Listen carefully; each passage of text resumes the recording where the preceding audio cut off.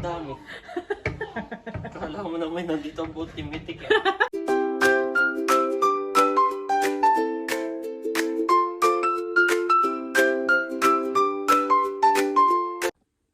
Kamusta mga kabeshi? Welcome back sa aking YouTube channel. And for today's vlog po, ako ay gagawa ng sinukmani. So, eto na po mga kabeshi, yung ating bigas na malagkit. Ito nga po ay galing pa kay tatay. Thank you so much po kay tatay. Bali, hinugasan ko na. At nagpaturo din ako nga pala kay Tito Becca kung paano magluto nitong sinukmani. Sabi po niya ay para lang ako nagsasaing. So, yung malagkit, akin lang daw sasaingan. Tapos, para naman dun sa iba pang ingredients, ito nga po, meron tayong gata. Nilagyan ko na po ito ng hot water. Medyo mainit pa, aking pipigaan maya-maya. At meron din po ako dito ng asukal at saka margarine. So, bale, isasaing na po muna natin ito mga kabeshi. Ito pong malagkit. At ayan po mga kabeshi, napigaan ko na yung ating niyog. Ito na po yung gata. Pinag-isa ko na lamang. At ako nga rin po ay magluluto ng pansit. Ito po yung pansit bato. Sasamahan ko ng sotanghon. Yan, meron tayong cabbage, carrots, sibuyas, saka bawang, pati oyster sauce. At mayroon din po ako ditong mga pork. Yan, pinapakuluan ko na. Sinangkutsa ko na mga kabeshi. Meron lamang po itong asin. Ayan po mga kabeshi. Naggisa na ako ng bawang sibuyas at pati na rin itong pork. Prituhin po muna natin. At eto naman po mga gulay, ini-stir fry ko na din. Nilagay ko na po yung carrots at saka cabbage. Lalagyan ko ng oyster sauce. So, tinanggal ko na po yung gulay mga kabeshi. Pinut aside ko na. Ito na po yung magiging sauce. Papakuluan lang natin. At saka ko po ilalagay yung pansit. Bale, tinimplahan ko na rin po ito ng toyo at isa pang oyster sauce. Kuluan na mga kabeshi. Akin na pong ilalagay yung pansit. Nailagay ko na po yung pansit mga kabeshi. Luto-lutuin lang po muna natin at matigas pa yung pansit. At kapag malambot na, saka ko po ilalagay sa isang lagayan. Wow! Luto na po mga kabeshi ang ating pansit bato.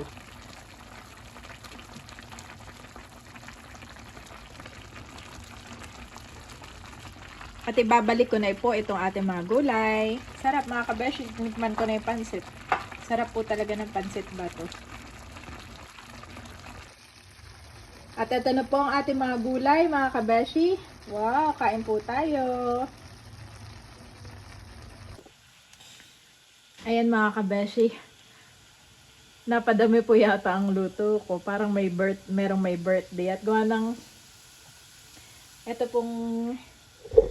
pong isang kawali. Ay punong-puno. Tama. Gagawa pa ako ng sinukmani. Anyways, gawin na po natin. At ito naman pong sinukmani ay favorite nga po ni Andres at saka ni Daddy. At pwede lang pong ilagay sa ref. Bukas naman mga kabeshi kami pa uwi. So pwede kong baunin sa daan. Para hindi na kami bili-bili ng pagkain sa daan. Lagay ko na po itong gata sa kawali. Grabe, nostalgia. Dahil ito pong kawali na to. Ay ito nga po yung aking unang kawali. Hindi pa po ako nagbablog. So sabi ng Tito Becca, ay lagyan ko daw po itong gata ng margarine. Tapos, at saka asukal. Pag kuluan na, saka ko lang ilalagay yung ating malagkit. Sinaing na malagkit. So, hindi ko alam kung gaano kadami mga kabeshi, kaya tansyahan na lang tayo. Ayoko naman masyadong madami po nitong margarine. Yan. Pero baka sat kalahati lang. Tapos, lalagyan ko ng asukal. Yung asukal ay baka mga 1 cup.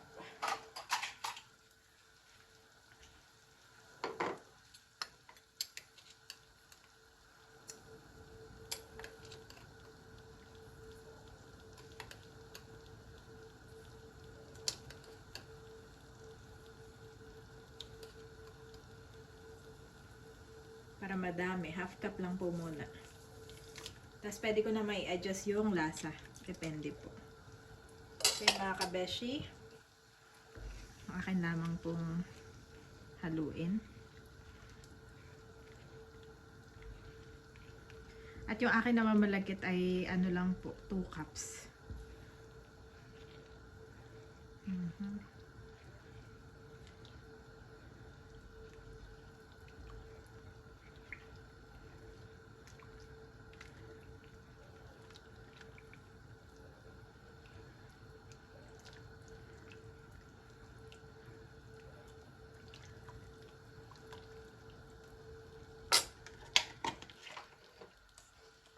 Kaya po ako na-motivate na magluto nito ay gawa ng si Andres ay nung nagdala si Tito Becca dito nung sinukmani, naubos ni Andres. Si Andres po ay mana sa Villanueva side talaga, mahilig po sa kakanin, lalo na yung sinukmani.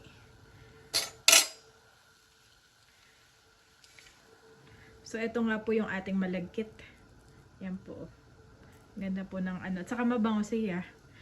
Thank you po kay nanay dahil si nanay po yung nag-push na magdala nga po si Tito Becca ng malagkit.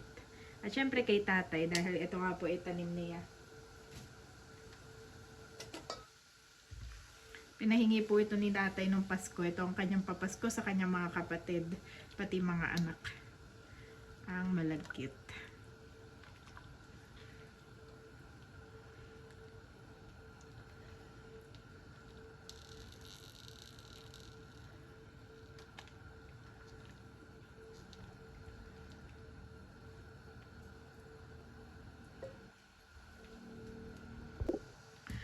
Parang kuluan-kuluan na mga kabeshi. Sabi ni Tito Becca, pag kuluan-kuluan na saka ilagay ang malagkit.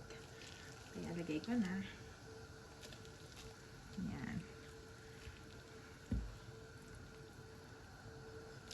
Siguro magdadagdag pa ako ng asukal patin.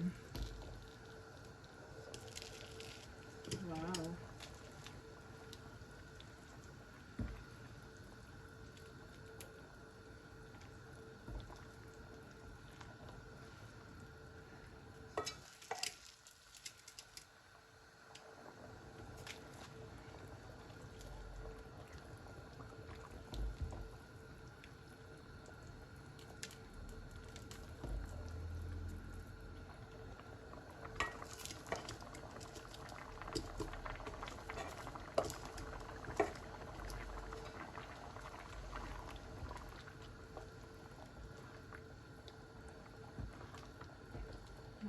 Parang sakto lang yung aking gata. Akala ko po yung magkukulang.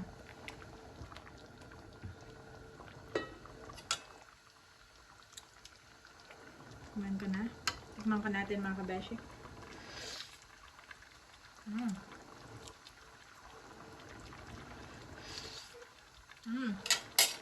Sarap mga kabeshi. Halo-haluin ko lang po ito.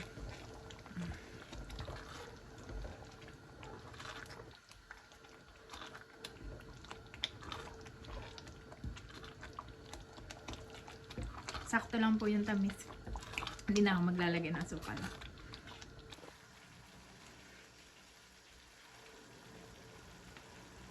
At mga kabeshi, titikman na nga rin po natin itong pansit. Wow, mukha po masarap.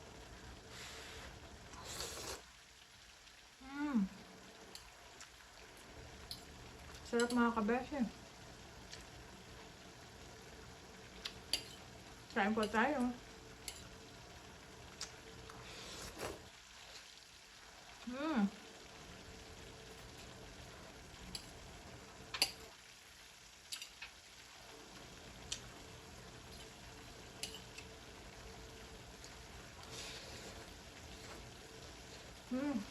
Sarap. So yan mga kabeshi, naisali na po natin at papalamigin ko. Yan, okay din pala na gamitin ay dark brown sugar. Kaya hindi pala yan nag-color brown dahil ang nagamit ko na sugar ay yung medyo hindi dark brown. Kaya yan, pero masarap naman siya. Mamaya ipapatikim natin kay Andres at saka kay Daddy. Daddy, I'm not confident sa gawa kong beef. Tinan mo yung kulay. Yep. Dapat pala dark brown sugar ang ginagamit. Ano bang ginamit mo? Ay, wash sugar. Ang lambot. Ang lambot. Ewan ko nga rin eh. Huwag sabihin ay masyadong malata yung gawa ko, no? Yep. Ang lambot niya. Lambot, no? Parang nga yung ano eh, suman sa gata. Kaya nga eh. Tikman mo na lang. O baka pag lumamig titigas, hindi. Hindi ka ba tumawag kay Becca? Tumawag nga ako eh.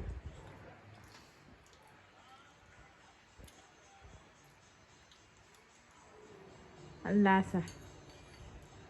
Sarap naman. Malambot lang. No? Malambot lang po mga kabeshi.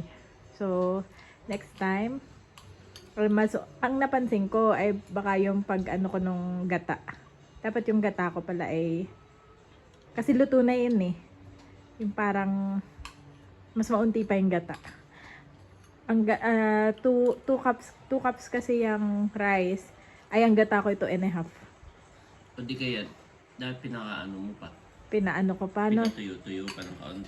Pwede. Oo, dapat ganun. Pwede rin yun. Oo, tama. Kulang pa sa iga. Kulang sa iga. Masyado malata, no? Kasi putla. Pero yan, may mga biko talagang ganyan kasi nga yung sugar. Ayun lang yung texture lang yung medyo bothered ako. Nagluto rin ako ng pansit. Tikman mo rin. Yun ang masarap yung pansit. Fairness, paubos pa yan ni Daddy. Yep, masarap siya kaso malambot. Malambot. Hindi ka sanay sa ganyan texture. Hindi ako sanay sa ganitong kulay. Pasuman.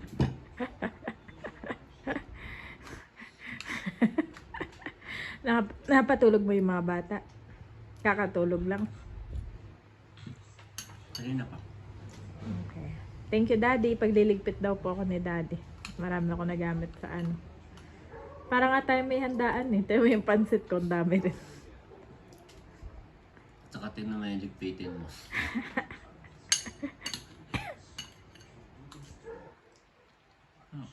Sarap na. Tinitikman ko nga kanina. So, sarap naman. Kaya lang hindi ito yung texture. Dapat ay pinaiga-iga ko pa. Patikim mo kay tatay ito. Ayoko nga eh. Pwede bang ano, hindi. Pwede ba ubusin nyo na yun ni Andres?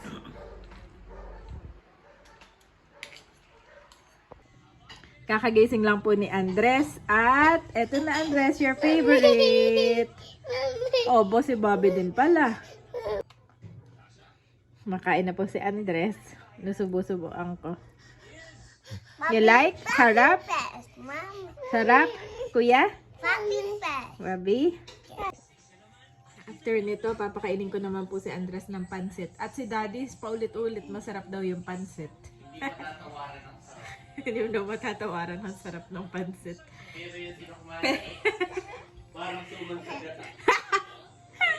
Yep, I know what will I improve na next time. Sabi ko kay Daddy, okay lang at least ay nagustuhan ng aking mga babies. Thank you po. Thank you, Kuya. Bobby, sarap? Bobby? You like? Sarap, Bobby? Sarap? Si Daddy po nagwagi. Ang dami. Ano? Ang dami. Kala mo naman nandito ang buti mitik. Napakamot sa ulo si Daddy. Sabi ko siya magligpit eh. Kala mo daw eh, may bisita kami. Kami 4 lang na makakain. Daddy, gusto pa nila. Ay! Oh, what happened? What happened? Wow, talaga namang mabenta ang aking pansit, Daddy. Oh, I'm so proud naman. Nasarapan din po si Daddy sa aking pansit. The next day. Ayun mga kabeshi, kami nga po ay nandito na sa probinsya. At bali may merienda pa po namin itong pansit at yung aking dala na kalamay. Ayun, sinukmani. Kalamay ito, sinukmani. Kumuha na si Unto. Ayun, sinabatute, pinapakuha ko din. At yan, may mga pasalubong lang kami kina nanay. Naibigay mo na yung buko pie ni Eric. Pinagtimpla na pala kita ng kape, Daddy. Si Daddy nga po ay nagbababa lang ng gamit. At ang gusto ni Babe itong banana, papakainin ko ng banana. Salamat po sa inyong panonood mga kabeshi! Ayan po si Tutoy at kumukuha na. Bigyan mo na rin ng Kuya Barato. Gamihan mo na. Thank you po. Okay, Bobby Atado. Banana. Oo, kay Bobby po yung banana. Tapos si Bobby, oh. Si Ayi naman ay sinusubuan ni Daddy ng leche plan. Thank you po. Ay, yung pansit. Dumating yung parcel Tutoy ko, ko ako Eric. ng pansit. Pansit Parang kain. nandun na yung... Kain Eric. Kain po sinanay yung dito. tabi. Tinabi na. Keep your lives free from the love of money and be content with what you have, because God has said, "Never will I leave you, never will I forsake you." A Hebrews 13:2-5-9.